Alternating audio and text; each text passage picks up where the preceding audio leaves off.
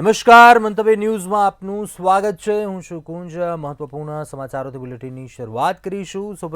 આ દરમિયાન અકસ્માતથી મોતના બનાવો પણ સતત સામે આવી રહ્યા છે। રાજ્યમાં અકસ્માત અને હિટ એન્ડ રનની ઘટનાઓ સતત સામે આવી રહી છે, ત્યારે રાજકોટમાં સ્પીડ બ્રેકરને કારણે ગંભીર અકસ્માત સર્જાયો। અકસ્માતમાં 14 વર્ષીય સગીરનું કરુણ મોત નીપજ્યું હતું, જ્યારે બાજી ઘટના સુરતના કુસુંબા નજીક પસાર થતા નેશનલ હાઈવે 48 પર અકસ્માત સર્જાયો।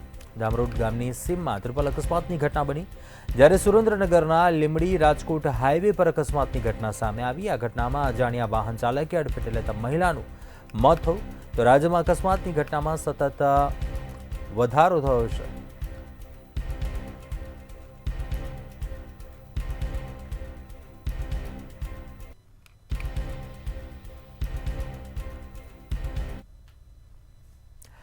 રાજકોટની શાંતિ હોસ્પિટલ સામે દંડનીય કાર્યવાહી કરવામાં આવી છે। હોસ્પિટલને ₹23.15 લાખનો દંડ ફટકારવામાં આવ્યો છે। મનપા અને વીમા કંપનીની તપાસમાં અનેક ગોટાળા સામે આવતા પીએમજે પોર્ટલમાં હોસ્પિટલને 6 મહિના માટે સસ્પેન્ડ કરવામાં આવ્યો છે। હોમ પોર્ટલ પર રજિસ્ટર્ડ ડોક્ટર વિઝિટ દરમિયાન હાજર ન હતા, તેમજ જીપીસીબીનું સર્ટિફિકેટ એક્સપાયર થતાં રિન્યૂ માટે કોઈ અરજી કરાઈ ન હતી, તથા હોસ્પિટલના બ્લડ રિપોર્ટની પ્રિન્ટમાં પણ ગોટાળા નીકળ્યા હતા, જ્યારે એક્સરે મશીન હોસ્પિટલના જનરલ વોર્ડમાં મુકાયા હતા અને પોર્ટલમાંથી હટાવી દેવાયેલા તબીબ દ્વારા 24 સર્જરી કરવામાં આવી હતી।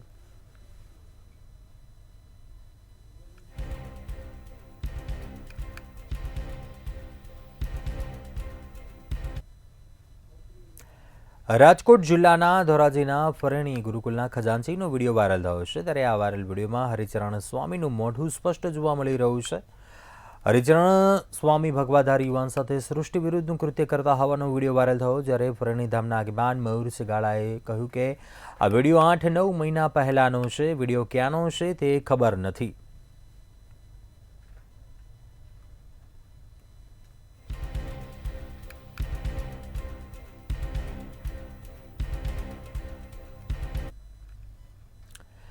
પોરબંદર લોકસભાના સાંસદ અને કેન્દ્રીય કેબિનેટ મંત્રી મનસુખભાઈ માંડવિયા રાજકોટ પહોંચ્યા હતા, જ્યાં તેમણે ચાય પે ચર્ચા કાર્યક્રમનું આયોજન સર્કિટ હાઉસ ખાતે કર્યું હતું, જ્યાં તેમણે કેન્દ્રીય બજેટ વિશે વિસ્તૃત માહિતી આપી હતી। જણાવ્યું હતું કે 2047ના રોડમેપ સાથે બજેટ તૈયાર કરવામાં આવ્યું છે। આ દરમિયાન તેમની સાથે રાજકોટના સાંસદ પરસોત્તમભાઈ રૂપાલા સહિતના લોકો પણ ઉપસ્થિત રહ્યા હતા।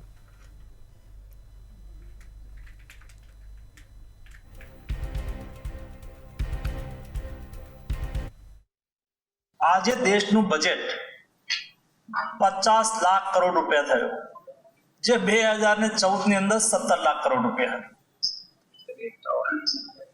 આ 50 લાખ કરોડનું બજેટ એ વિકસિત ભારતને ઘડનારું બજેટ છે, એટલે કે વર્તમાન બજેટ એ 1 વર્ષનું રોડમેપ અને 2047 यानी कि भारत 2047 ની અંદર જ્યારે આઝાદીનું શતાબ્દી વર્ષ મનાવતો હોય ત્યારે આપણે વિકસિત ભારત બનવું છે, ડેવલપ્ડ કન્ટ્રી બનવું છે।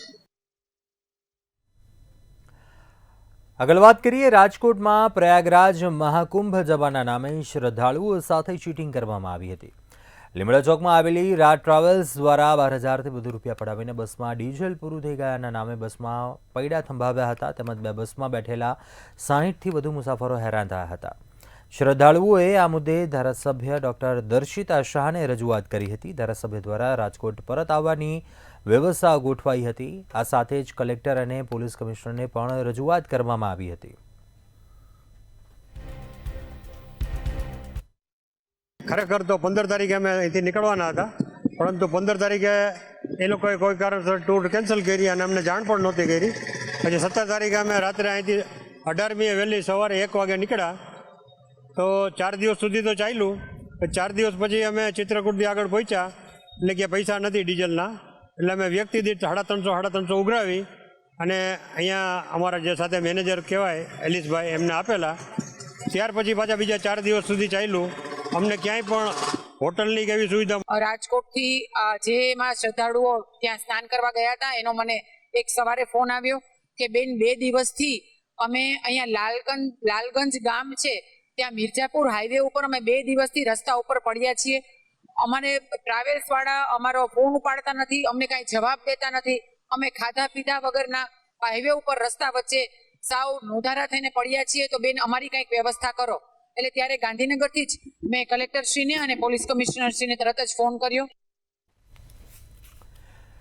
આગળ વાત કરીશું પીએમ મોદી જામનગર મુલાકાતને લઈને સમાચાર. વડાપ્રધાન મોદી જામનગર પહોંચ્યા છે. પીએમ નરેન્દ્ર મોદીનું એરપોર્ટ પર ભવ્ય સ્વાગત કરવામાં આવ્યું. પીએમ મોદીને આવકારવા લોકોની ભારે ભીડ જોવા મળી. પીએમ મોદીનું એરપોર્ટ પર ભવ્ય સ્વાગત કરવામાં આવ્યું. વડાપ્રધાન નરેન્દ્ર મોદી જામનગરમાં આગમન થયું છે અને પીએમ મોદીને આવકારવા લોકોની પણ ભારે ભીડ જોવા મળી છે. લોકોમાં પણ ભારે ઉત્સાહ જોવા મળી રહ્યો છે. વડાપ્રધાન નરેન્દ્ર મોદીનું જામનગરમાં આગમન થયું છે. વડાપ્રધાન નરેન્દ્ર મોદી જામનગર પહોંચ્યા છે. પીએમ નરેન્દ્ર મોદીનું એરપોર્ટ પર ભવ્ય સ્વાગત કરવામાં આવ્યું. તો બીજી તરફ પીએમ મોદીને આવકારવા લોકોની પણ ભારે ભીડ જોવા મળી રહી છે. પીએમ મોદીનું એરપોર્ટ પર ભવ્ય સ્વાગત કરવામાં આવ્યું છે. વડાપ્રધાન નરેન્દ્ર મોદીનું જામનગરમાં આગમન અને બાદ જામનગર એરપોર્ટથી પાયલોટ બંગલા સુધી પીએમ મોદીનો રોડ શો શરૂ થશે. પીએમ નરેન્દ્ર મોદીની એક ઝલક જોવા માટે મોટી સંખ્યામાં લોકો પણ ઉમટ્યા છે. લોકોની પણ ભારે ભીડ જોવા મળી રહી છે. લોકોમાં પણ ભારે ઉત્સાહ જોવા મળી રહ્યો છે.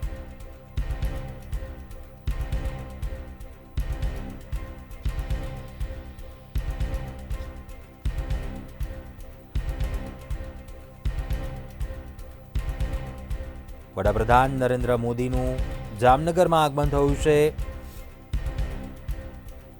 લોકોમાં પણ ઉત્સાહ જોવા મળ્યો છે. જામનગરવાસીઓમાં એરપોર્ટ પર ભવ્ય સ્વાગત અને બાદ જામનગર એરપોર્ટથી પાયલોટ બંગલા સુધી રોડ શો યોજાશે.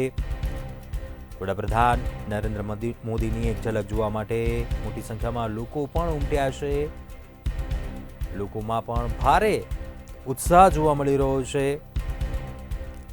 પીએમ નરેન્દ્ર મોદી જેવો જ્યાં રોડ શો બાદ જામનગરના ઐતિહાસિક સર્કિટ હાઉસમાં રાત્રે રોકાણ કરશે. તો બીજી તરફ જિલ્લા વહીવટી તંત્ર પણ સજ્જ જોવા મળી રહ્યું છે.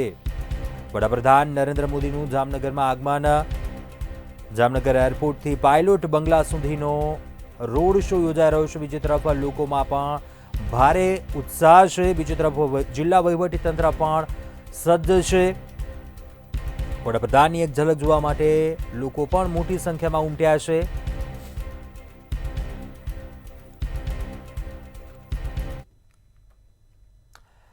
આગળ અન્ય સમાચાર પર વાત કરીએ. રાજકોટ જિલ્લાના ધોરાજીના લોકોને ટ્રાફિક સમસ્યામાંથી મુક્તિ મળશે.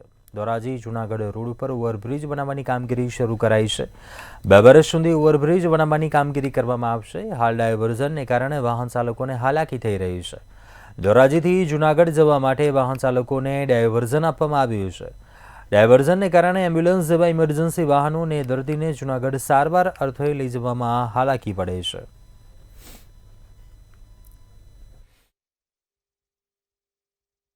ધોરાજી જુનાગઢ રોડ ઉપર અત્યારે ઓવરબ્રિજનું કામ ચાલુ છે, ત્યારે લોકોને ભારે હાલાકી ભોગવવી પડે છે. ડાયવર્ઝન માટે ફરીને જવું પડે છે. તો ઓવરબ્રિજની કામગીરી જલ્દી પૂરી થાય તે માટે સરકારને અપીલ છે. ઓવરબ્રિજમાંથી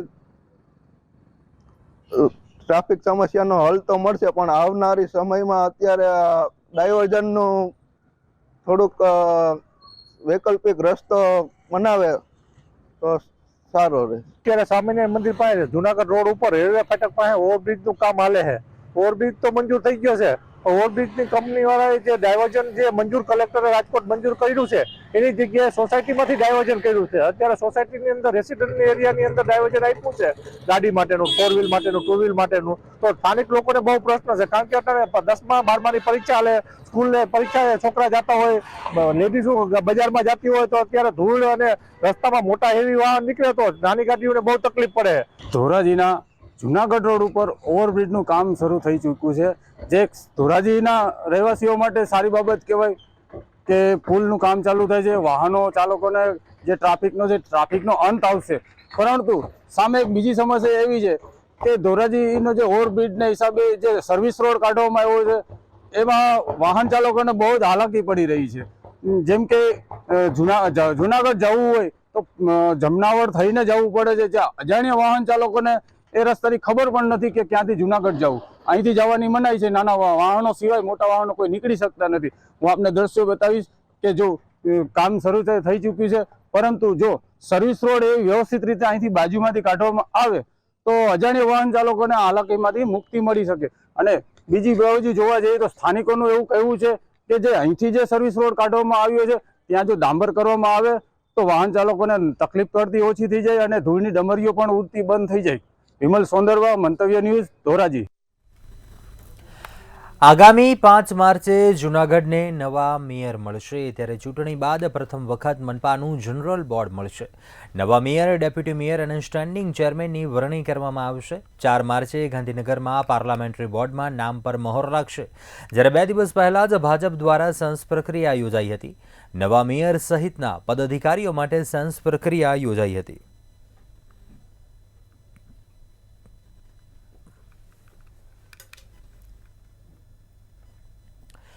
કેશોદ શહેર અને તાલુકાના બુદ્ધિસ્ટો દ્વારા મામલતદાર કચેરી કેશોદ ખાતે ડેપ્યુટી કલેક્ટરને આવેદનપત્ર પાઠવીને રજૂઆત કરાઈ હતી.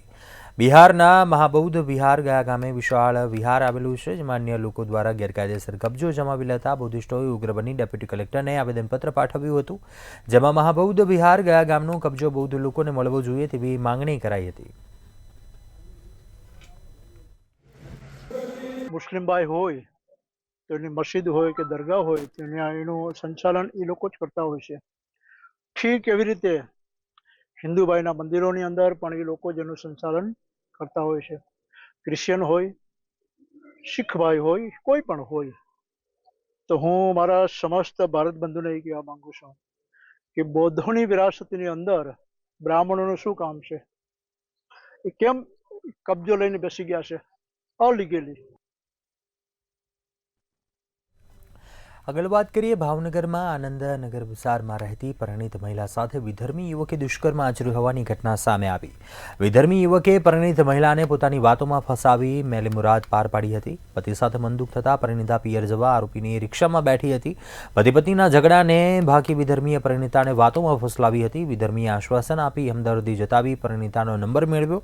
ફોન પર અવારનવાર વાતો કરી પરિણીતને રૂબરૂ મળવા મજબૂર કરી હતી અને બંને વચ્ચે પ્રેમ સંબંધ છે તેવું પરિણીતા પતિને કહી દેવાની ધમકી આપતો હતો અને પરિણીતાને મજબૂર કરી અલગ અલગ જગ્યાએ લઈ જઈ દુષ્કર્મ આચર્યું હતું. આખરે પરિણીતાએ પતિને વાત કરતા વિધર્મીની સમગ્ર હકીકત સામે આવી, ત્યારે પરિણીતા અને તેના પતિએ વિધર્મી અફઝલ દેસાડિયા વિરુદ્ધ ફરિયાદ નોંધાતા આરોપી અફઝલની ધરપકડ કરાઈ હતી. ઓટો રિક્ષાવાળાએ આ બેનની સાથે મિત્રતા કેળવી. બાદમાં અવારનવાર તેઓ વચ્ચે વાતચીત થતી હતી અને તેઓને ભોળવી અને તેની ઉપર દુષ્કર્મ કરેલું છે તેની ફરિયાદ ઘોઘા રોડ પોલીસ સ્ટેશનમાં દાખલ કરવામાં આવેલી છે. આ કામનો જે આરોપી જે છે દસાડિયા, તેને પીઆઈ શ્રી ઘોઘા રોડ નાઓએ જબ્બે કરી લીધેલ છે. આ કામે પીએસઆઈ શ્રી અગ્રાવત નાઓ તપાસ ચલાવી રહ્યા છે. આગળ વાત કરીએ ભાવનગરમાં ખાનગી લેબના કર્મચારીએ ઠગાઈ આચરી છે. લેબોટોમિસ્ટના કર્મચારીએ ₹1.55 લાખની ઠગાઈ કરી. ઇમરાન પરમાર નામના કર્મચારીએ દર્દીના રિપોર્ટના 3 માસના રૂપિયા જમા ન કરાવ્યા હતા. ઓનલાઈન પેમેન્ટ થઈ ગયું છે તેમ કરી કંપની સાથે ઠગાઈ કરી હતી. આ મામલે લેબના માલિક હરદેવસિંહ ગોહિલે શહેરના નીલમબાગ પોલીસ મથકમાં વિધિવત ફરિયાદ નોંધાવી. ફરિયાદ દાખલ થતાં પોલીસે વધુ કાર્યવાહી હાથ ધરી છે.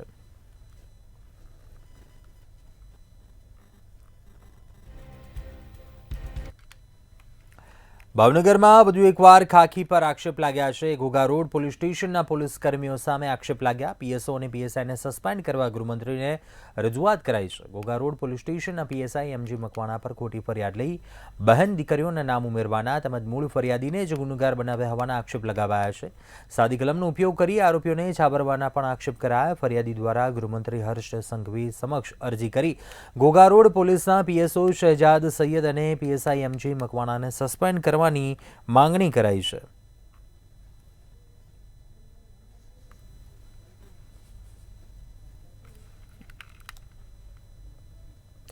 ભાવનગરમાં વધુ એકવાર માની મમતાને દાગ લાગ્યો છે. શહેરના ડીમાર્ટ પાસેથી બાવળની કાંટાળી વાળમાંથી નવજાત બાળકી મળી આવી. બાળકીને અવાવરૂ જગ્યામાં ફેંકી દઈ નિષ્ઠુર જનતા ફરાર થઈ ગઈ હતી. વહેલી સવારે રાહદારીને ધ્યાને આવતા 108ને બોલાવી બાળકીને સારવાર અર્થે સરટી હોસ્પિટલમાં ખસેડવામાં આવી હતી. નવજાતને તરછોડવાની અગાઉ પણ અનેક ઘટના બની છે, ત્યારે આ મામલે પોલીસે બાળકીના માતા પિતાને શોધવાની તજવીજ હાથ ધરી છે.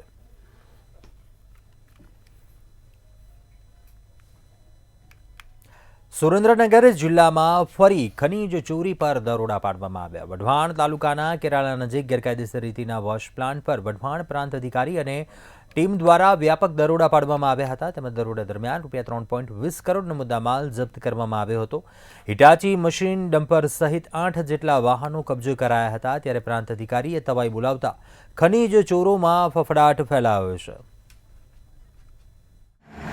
વઢવાણ તાલુકાના નાના કેરાળા ગામે એક સંયુક્ત રેડ કરવામાં આવેલી હતી. આ રેડમાં 2 હિટાચી મશીન, 4 ડમ્પર તથા હિટાચી મશીનની હેરફેર કરવા માટેના 2 ટ્રકો, આમ કુલ 8 સાધનો જપ્ત કરવામાં આવેલા છે અને અંદાજિત 3.20 કરોડનો મુદ્દામાલ જપ્ત કરી દ્વારકાધીશ એન્ટરપ્રાઇઝ ખાતે સીઝ કરીને રાખવામાં આવેલ છે. સુરત શિવશક્તિ ટેક્સટાઇલ માર્કેટમાં આગનો મામલો જે બન્યો હતો, ત્યારે આજરોજ ગૃહ રાજ્યમંત્રી હર્ષ સંઘવી, CR પાટીલ સહિતના મંત્રીઓ દ્વારા માર્કેટનું નિરીક્ષણ કરવામાં આવ્યું. ભાજપ તરફથી રિલીફ ફંડમાં ₹11 લાખનો ચેક આપવામાં આવ્યો. આ સમગ્ર ઘટનામાં મુખ્યમંત્રી અને પ્રધાનમંત્રીએ ચિંતા વ્યક્ત કરી હતી. આ સમગ્ર ઘટના મામલે જણાવવામાં આવ્યું હતું કે વેપારીઓને નુકસાન થયું તેનું ભરપાઈ પૂર્ણ મળી રહે તે માટે પ્રયાસો કરવામાં આવશે અને ગેરકાયદેસર બાંધકામ ઊભું કરાયું હશે તો તેની સામે પણ કાર્યવાહી કરવામાં આવશે.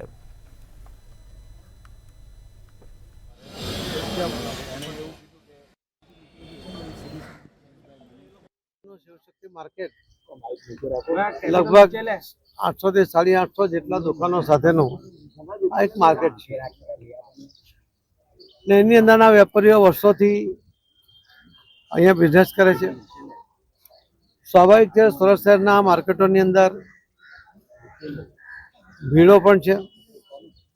લોકોને પોતાનો માલ મૂકવા માટે જગ્યા ઓછી પડતા હોવા છતાં પણ લોકો એમાંથી જ રસ્તો પણ કરતા હોય છે. પરંતુ અચાનક લાગેલી આગને કારણે વેપારીઓને ખૂબ મોટું નુકસાન થયું છે. કરોડો રૂપિયાનું નુકસાન થયું છે અને એટલા માટે સુરત શહેર અને સુરતના શહેરીજનો સહિત બધા જ લોકો પૂર્વ કેન્દ્રીય મંત્રી અશ્વિન ચૌબે સુરતના મહેમાન બન્યા હતા. સુરતના ખાનગી કાર્યક્રમમાં હાજરી આપી હતી. આ સાથે તેમણે જણાવ્યું હતું કે શિવશક્તિ માર્કેટમાં લાગેલી આગ બુઝાવવામાં પણ વિશ્વ હિન્દુ મહાસંઘે ખૂબ જ મહેનત કરી. 2012માં બિહાર દિવસની શરૂઆત સુરતથી કરવામાં આવી હતી. બિહારના લોકો પોતાનું લોહી આપી તેમને ઊંચાઈ પર પહોંચાડશે. આ સાથે જ વધુમાં જણાવ્યું કે અમે બિહારને આગળ વધારવા માંગીએ છીએ, વિકાસ કરવા માંગીએ છીએ અને વિકાસ જ અમારો મુદ્દો છે. और गुजरात और बिहार का अन्योन्यास से संबंध है. अगर बापू महात्मा गांधी महात्मा अगर कहलाए तो उसी चंपारण की धरती पर जहां नील सत्याग्रह करने गए थे तो ये मोहनदास करमचंद गांधी जी, वही महात्मा गांधी का नाम उनका हुआ और ये महात्मा आज देश और दुनिया के महात्मा बनकर बैठे. સુરત શહેરમાં આરટીઆઈ કરી લોકો પાસે રૂપિયા માંગણી કરવાનો મામલો સામે આવ્યો. સુરતના અલગ અલગ પોલીસ સ્ટેશનોમાં ખંડણીના ગુનાઓ નોંધાઈ રહ્યા છે. ત્યારે પોલીસ દ્વારા કાર્યવાહી કરતા આરોપીના ઘરેથી 2 થપ્પા ભરીને આરટીઆઈ દ્વારા માંગવામાં આવેલી માહિતી અને બાંધકામોનો ફોટોગ્રાફ મળી આવ્યા છે અને આવા ઇસમોની સાથે અધિકારીઓની સંડોવણી સામે આવશે તો અધિકારીઓ સામે પણ કાર્યવાહી કરવામાં આવશે.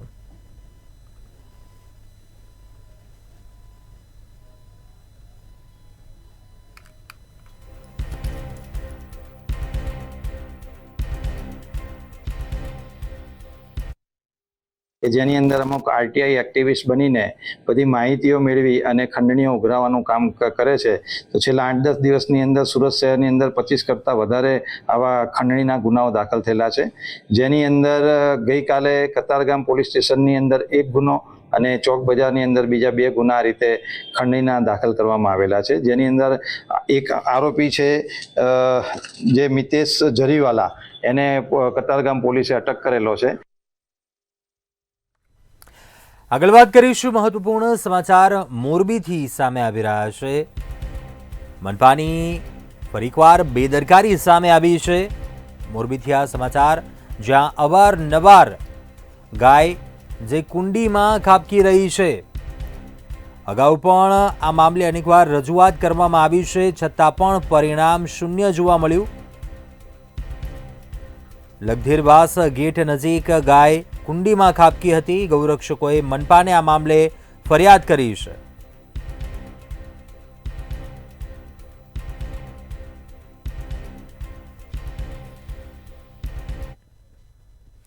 અત્યારે હાલ બુલેટિનમાં બસ આટલું. મને આપશો રજા. આગળ આપ જુઓ સીધો સંવાદ સહયોગી હિરલ સાથે.